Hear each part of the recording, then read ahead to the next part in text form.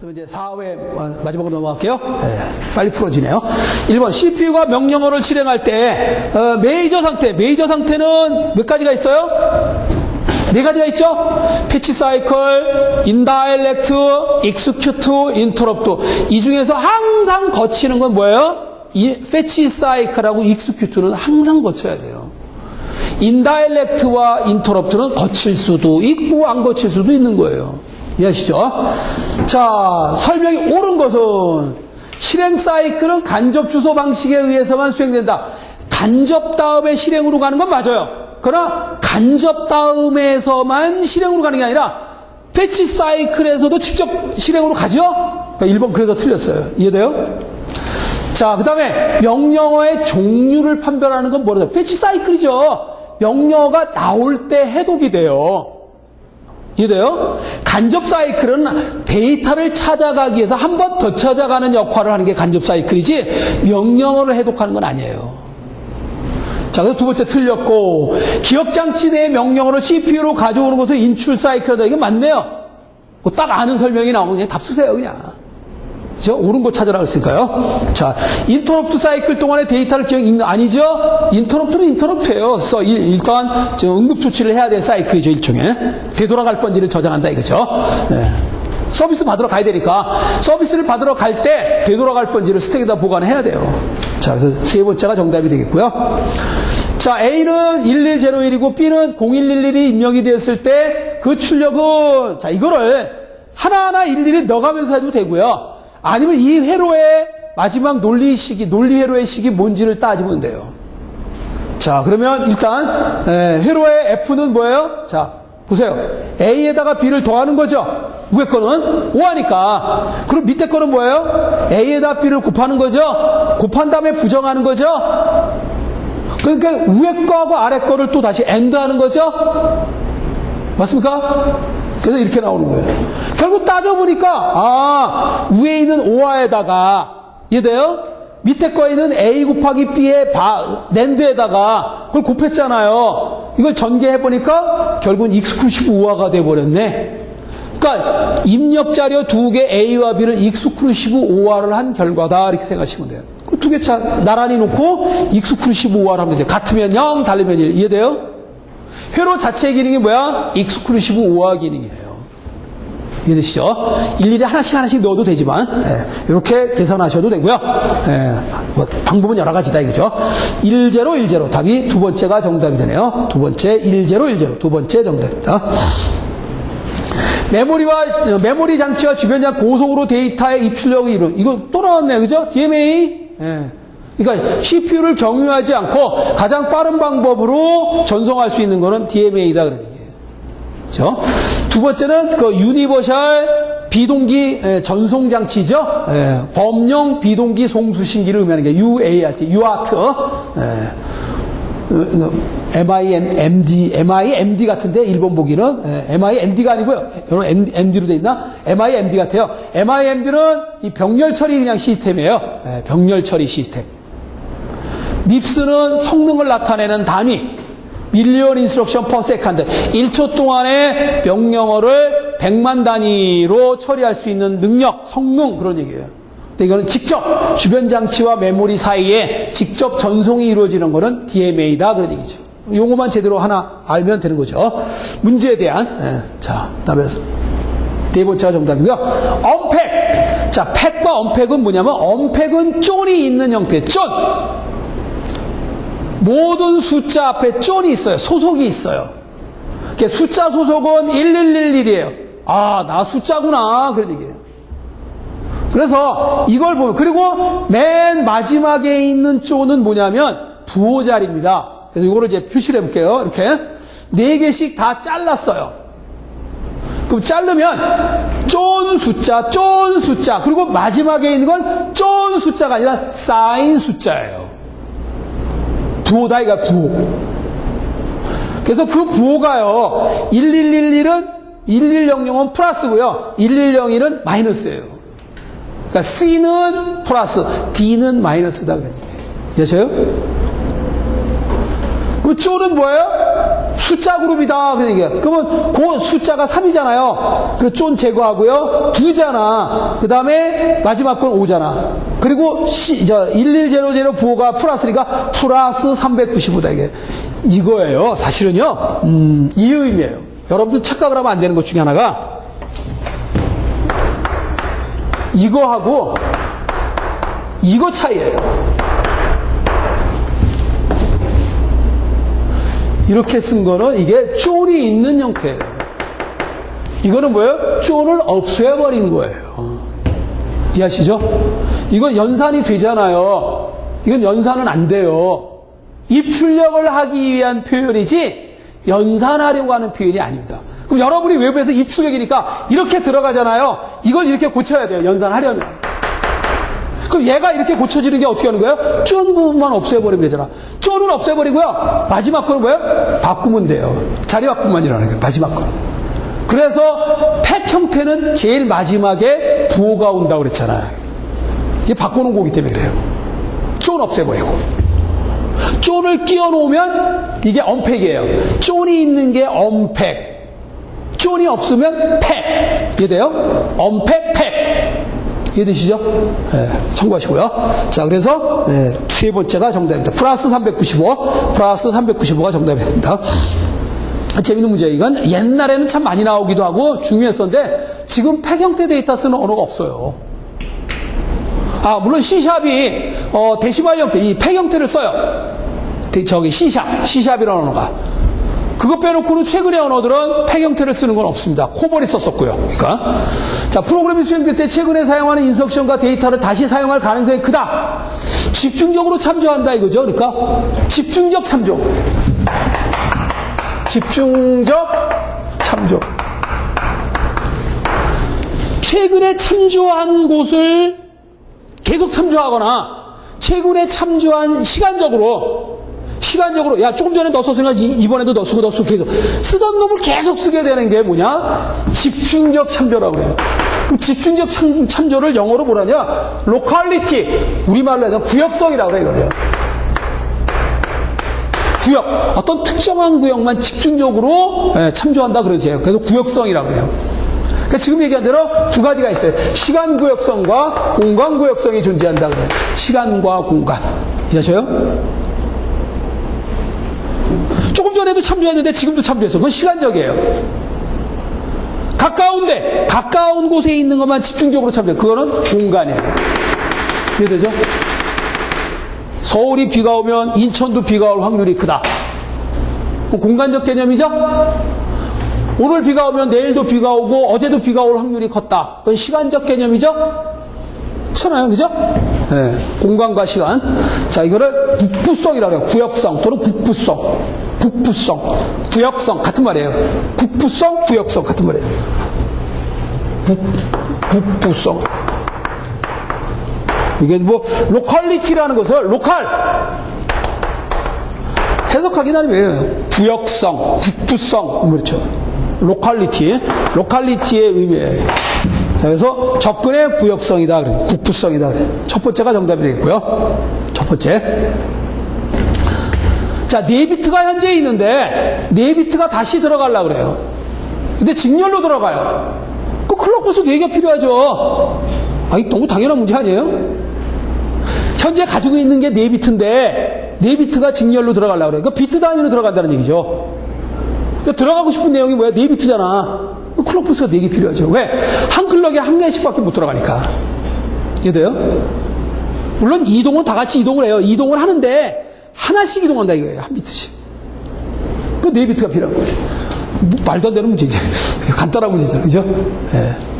만약 병렬로 들어갔다 그러면은 한 비트 문제, 한 클럭이면 되죠. 근데 직렬이기 때문에 비트 수만큼 클럭버스가 필요해요. 자, 4비트. 네 번째가 정답이고요.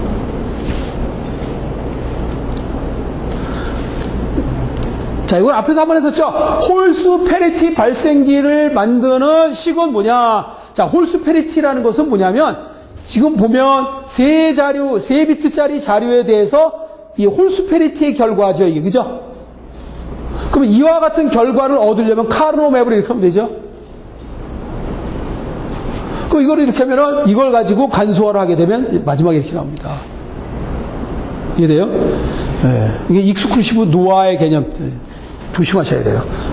그러니까 짝수 페리티면은 얘까지도 익스클루시브 노아인데 홀수 페리티인 경우는 얘가 노아가 돼버려요. 이해돼요?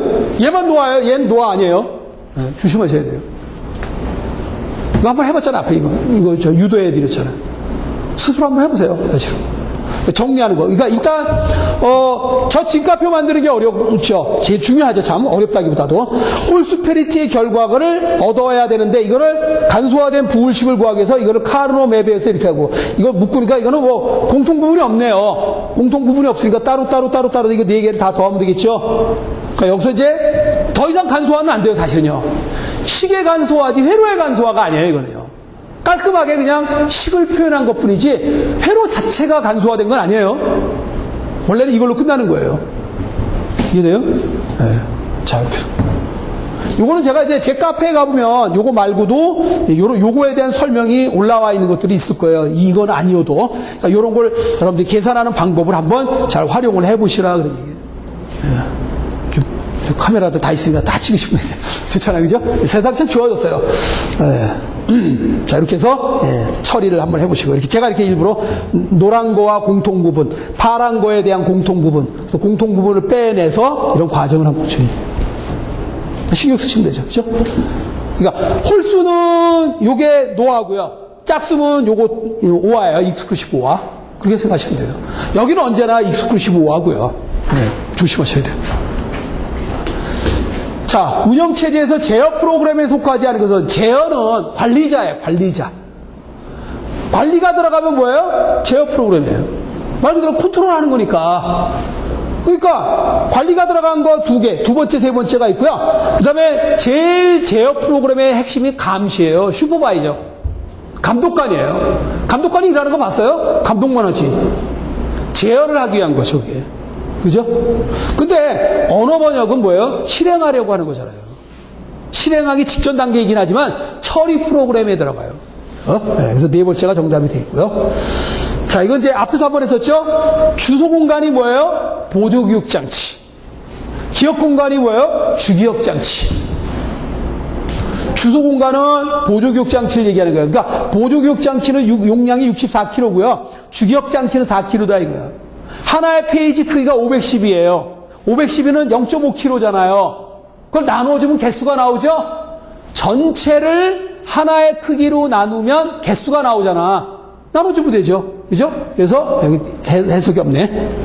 그러니까 64kg를 뭘로 나눈다? 0.5kg로 나누는 거예요.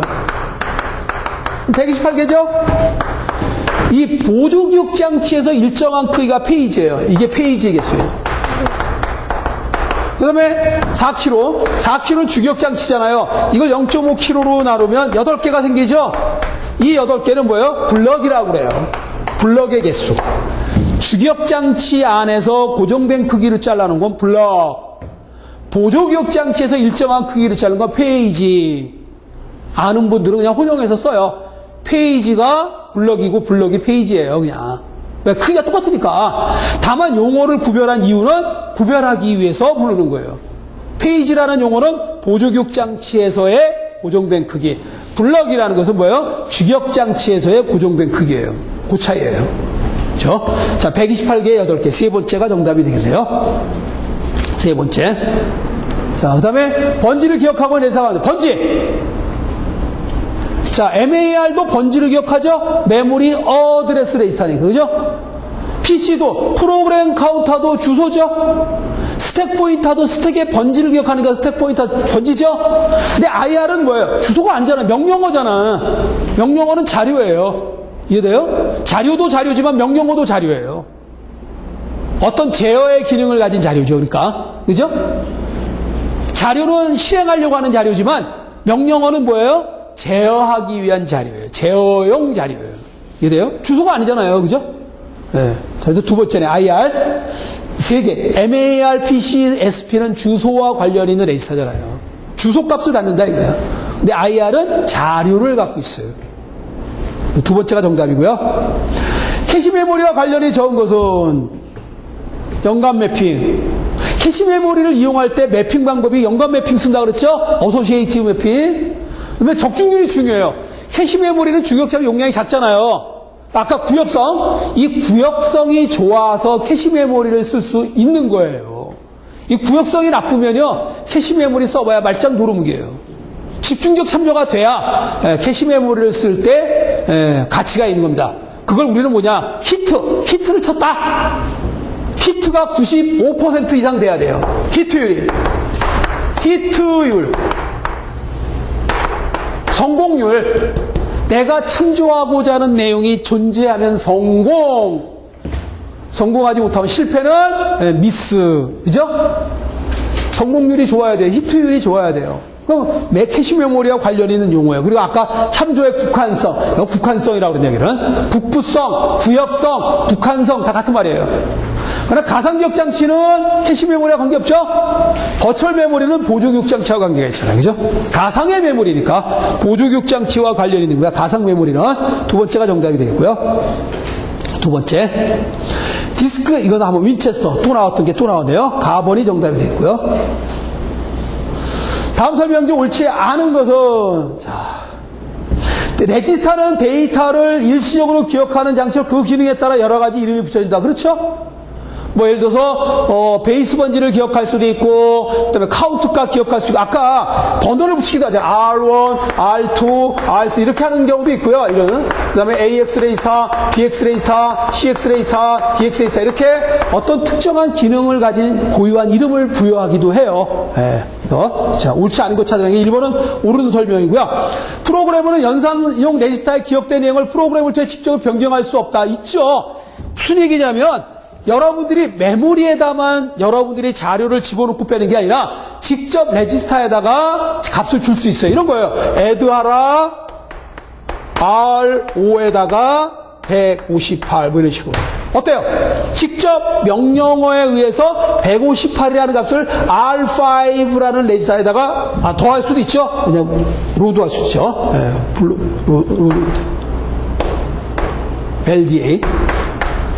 이렇게 레지스터에 자료를 직접 연산에 참여하게 할 수 있습니다, 여러분들이. 더하기도 할 수 있고 빼기도 할 수 있고. 그러면 레지스터끼리 연산을 여러분들이 표현을 못한다 그러면 이건 말이 안 되잖아요. 그죠? 그 성능이 떨어지지. 맨날 내 맘대로 하려면 메모리에 있는 것만 가지고 연산한다 그러면 이거 어떻게 뭐 빨리 할 방법이 없잖아요. 그죠? 레지스터를 직접 여러분들이 접근할 수 있어야 되죠. 그래야 성능이 좋은 거죠. 네, 틀렸네요. 옳지 않은 거. 두 번째가 정답이네. 직접적으로 변경할 수 있습니다. 네, 참고하시고요. 나머지 다 맞아요. 명령어는 명령부와 주소부로 돼 있다. AND 논리로 돼 있다. 명령 해독기는 이 마스크 비트의 개념이에요. 명령어 해독기는 마스크 비트의 개념입니다. 마스크 뜬, 가면 뜬 곳만 롬의 특정 기능을 수행할 수 지시하는 겁니다. 주소는 필요 없잖아요. 롬이 알아듣는 건 명령 오퍼레이션 부분만 따져야 된다라는 게 마스크 비트 AND 연산이다. 그러니까 삭제라고만 생각하지 마세요. 삭제의 의미도 되지만 마스크는 내가 필요한 부분만 골라서 체킹하는 것도 마스크의 개념이에요. 그러니까 AND 연산이지만. 자, 그래서 두 번째가 정답이 되겠고요. 자, 변수가 뭐라고 써요? 1번이네. 프로그램 내에서 자료를 기억할 수 있는 기억 장소죠? 중요한 건 하나의 자료를 기억할 수 있는 공간을 변수라고 해요. 하나의 자료. 두 개의 자료를 방 하나에 두 개의 자료가 들어가요? 못 들어가지. 이해되죠? 하나의 자료를 하나의 방에만 넣어야 돼요. 그게 변수명입니다. 하나의 변수는 하나의 자료만 들어가는 기억 장소예요. 첫 번째가 맞네요. 변수는 프로그램 안에서 한 개의 자료를 기억할 수 있는 기억 공간이다. 그런 얘기예요. 이해져요? 네, 첫 번째가 정답이 됐고요. 그레이 코드로 변환하면 13. 자, 13이라는 게 이게 13이잖아요. 그죠? 110, 13 맞죠? 13은 110에 13은 1102 1248이니까. 그죠? 12, 13이잖아요. 그죠? 이걸 그레이로 처음에 거 그대로 쓰고 같으면 0, 다르니까 1, 다르니까 1. 그죠? 그레이 코드로 고치는 알고리즘. 이해되십니까? 같으면 0, 다르면 1. 그래서 그레이 코드로 고치는 연산 도구가 뭐다? 익스클루시브 오아 게이트다. 그런 얘기예요. 그렇죠? 1011 그레이 코드로 고치면. 그대로 내려 쓰고 이거 앞에 그림으로 한번 보여드린 적 있을 거예요. 참고하시라고 했죠. 그래서 정답은 네 번째 1011 네 번째가 정답이고요. 그 다음에 서브루틴 호출 처리자 복귀 주소. 적합한 자료 구조는 스택이라고 그랬죠? 되돌아갈 번지에 대한 보관 장소는 스택이다. 그런 얘기예요. 그렇죠? 세 번째가 정답이고요. 또 나오는데 메모리 맵. 이게 참 굉장히 원래 제가 보면 정보 처리 자격증에서는 잘 안 나오는데 역시 하드웨어를 하는 사람이라면 개념이 굉장히 중요한 것 같아요. 메모리 맵, IO 맵, IO. 딱 생각하면 돼요. 전용 공간이냐, 공유 공간이냐, 그 차이예요. 공동으로 이용하는 공간이냐, 메모리가. 아니면 누구에게 배당된 공간이냐, 전용 공간이냐. 전용 공간의 개념으로 적용하는 게 메모리 맵, IO예요. 그죠? 그러니까 구별이 없어요, 번지가. 그죠? 그 집 내 집인데 뭔 어드레스가 필요해? 나 다 알아. 내 집이니까. 정해져 있다 이거죠. 자, 그래서 특징이 뭐냐? 메모리 맵에도 구별이 없다. 그죠? 보기가 네 번째는 없더라고요, 보니까. 어쨌든 간에 답이 있으니까 참고하시면 돼요. 첫 번째가 정답이 되겠고요. 구별이 없다. 이거 메모리하고 주변장. 왜냐면 격리형이라면 주소가 있어야 찾아가잖아요.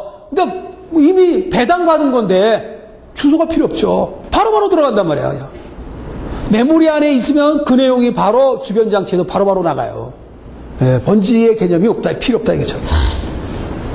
반도체 메모리 SRAM의 특징이 아니고서 원래 자 우리가 말 그대로 뭐냐면 D램은 다이나믹 부지런 떨어야 된다.